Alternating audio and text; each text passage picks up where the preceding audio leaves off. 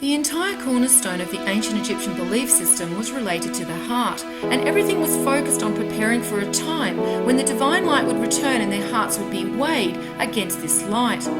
The weighing of the heart ceremony was not a ritual enacted because their biological container had expired. They knew the truth of their divinity and their true ethereal forms, and as such prepared their souls and their heart for this coming light, not their physical bodies or their physical heart, which were only symbolic.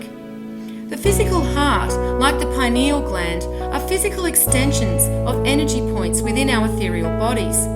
Our ethereal body is who we are first and foremost. It is the form in which we were first created, and as such, it is with the ethereal body that we feel changes in vibrations or resonance first. These changes are then relayed to certain physical parts of our body that relate to these energy points. So for example, when sun gazing, you may feel a sensation behind your forehead, and your first thought is that it must be your pineal gland. However, what you are experiencing is your pineal gland reacting to a resonance from your third eye chakra, which is then being felt in the physical extension of that energy point. The correct way to perceive yourself is as an ethereal being, for this is who you are, and this is what the establishment have tried to hide from the masses, to keep them locked down into a physical perception of themselves.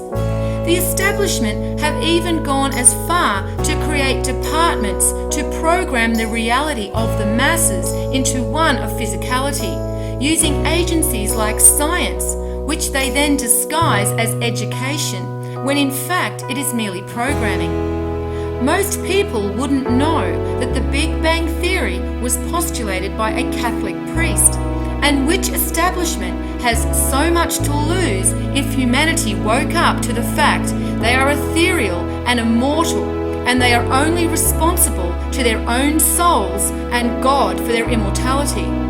Do you think we would need crime control and government to live as decent beings upon this planet if that truth were known? I think not. So what this information is showing us is the truth of who we are, and that is ethereal beings with a physical extension. And we need not fear death of our physical extension, but instead pay attention to the cycle of death and resurrection of our souls. If we look to the Aramaic Bible in verse Matthew 10:28, "And you shall not be afraid of those who kill the body, that are not able to kill the soul. Rather be afraid of him who can destroy soul and body in Gehenna." In other translations, the religious institutions have equated Gehenna to hell. However, what this is speaking of is the soul being wiped from existence, as the ancient Egyptians believed happened if you were not carrying the weight of enough light within your heart. The love we have collected throughout our lifetimes is an energy that can be measured by the Creator. And when this divine light returns, we will be measured against the light of the Creator to see if we are worthy of our immortality. And we see this verse is number 10:28, which is reduced to 10:10, showing the infinite cycle of the twin souls. In this verse from the Egyptian Book of the Dead, they speak of the heart and truth leading them back to heaven and their godlike divinity. It states, "May the hearts of gods lead him in his exalted state into heaven among the gods who appear in visible forms. If any god or any goddess attack Osiris Ani, whose word is truth, when he setteth out, the ancestor of the year who liveth upon hearts, Osiris, shall eat him when cometh forth from Abydos. And the ancestors of Ra shall reckon with him, and the ancestors of light shall reckon with him." This is showing that those who live and speak in truth will once again experience a time when they walk as gods on this earth, and that those who do live in truth are protected and guided by the gods. However, although our paths are destined, we have free will to take a higher or lower path and see if we meet our tests through strength of character and heart, or whether we give in to the temptation of the lower path and remain in bondage to the physical plane. We see this lower path symbolized in the other card connected to the number 6 Lovers card, and that is the Devil card, which is card number 15. The Devil card is symbolic of our bondage to the physical plane, when we descend into lower consciousness. When we forget our divinity, we forget that we are ethereal, and instead only think of ourselves as finite and physical. This is why we see the chains around the necks of the divine twin souls, for they are trapped in the physical perception of themselves and a victim of the devil.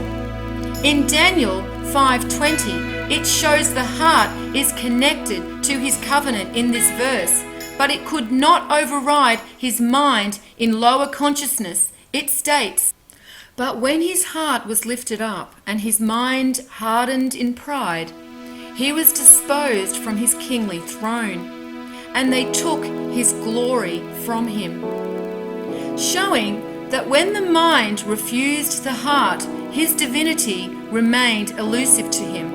And we see that the number 5 is symbolic of the covenant, and 20 shows the connection to the divine, which measures his worthiness through his heart. We also see a connection to the heart and the sun with the ancient Maya, who willingly sacrificed their hearts to the sun. Once again, some people seem to be offended by this practice and look down on the Maya due to these rituals. But what they don't understand is that the Maya knew they were ethereal and that their soul would return again, so they did not fear death. These rituals were performed because they believed a time of higher consciousness could be brought back through the sacrificing of the heart. We also see in some other cultures that pain and sacrifice are often a way to strengthen the heart of a warrior. When a person deals honorably with pain and sacrifice, this increases the light within their heart. In some Native American tribes, there was a ceremony known as the Sun Dance, and this was a ceremony only the bravest and most honorable warrior could partake in. This warrior was then hung on hooks to take the pain of the people in his village. They believed in doing this, he not only lightened his own heart, but their hearts too. And in Greek mythology, there is a story about a centaur named Chiron, and this story is also describing the strength of heart that comes through pain. Chiron embodies the compassion and humility pain can bring to a person, but in turn strengthens their heart also. This is why it takes strength of heart to return to the higher consciousness of an immortal soul. And we can see this depicted on the strength card, which is card number 8, symbolic for immortality, where the woman has closed the lion's jaws with strength of heart and not violence. We can also see this relayed in the story of Daniel and the lion. Daniel 6:16. Then the king commanded, and they brought Daniel and cast him into the den of lions. Now the king spoke and said, Daniel, your God, whom you serve continually, he will deliver you. Daniel 6:20. And when he came to the den, he cried with a lamentable voice to Daniel. And the king spoke and said to Daniel, O Daniel, servant of the living God, is your God, whom you serve continually, able to deliver you from the lions? Daniel 6:21. Then said Daniel to the king, O king, live forever. Daniel 6:22. My God has sent his angel and has shut the lions' mouths, that they have not hurt me. For as much as before him innocence was found in me, and also before you, O king, I have done no hurt. Daniel 6:23. Then the king, exceedingly glad for him, and commanded that they should take Daniel up out of the den. So Daniel was taken up out of the den and no manner of hurt was found on him, because he believed in his God. The verses here in Daniel 6 are showing that when Daniel believes in his divinity and is no longer trapped in the illusion of bondage to the physical body, in his darkest hour he is rewarded with the truth of his divinity and immortality. This is relayed to him by his angel, which is symbolic for his ethereal self. Therefore, the lions, knowing Daniel's understanding of his immortality, see no reason to kill him. This is what the strength card number 8 is once again symbolic for.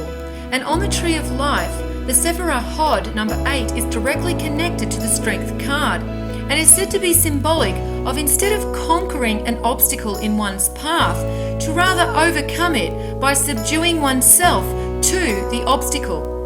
And we see that the Sephiroth of the heart is connected to the Sephiroth of strength through the path of vision. This is symbolic in the way one perceives themselves. The story of Daniel shows that his trust in himself, of who he really was actually his trust in God, and he was rewarded as such for his courage with immortality. And finally, in Proverbs 10:20, we see that the heart weighted in sin is of little value compared to the soul that lives in truth. The tongue of the just is as choice silver. The heart of the wicked is little worth. Once again, 20 is connected to the heart, and 10 is symbolizing the covenant of the divine twin souls and the infinite cycle of the souls. So now we have an understanding for the divine twin souls in their physical form on the material plane through the Lover's card. So let us now look to the next card that is symbolic of our ethereal form and the ethereal realm, which is card number 7, the Chariot.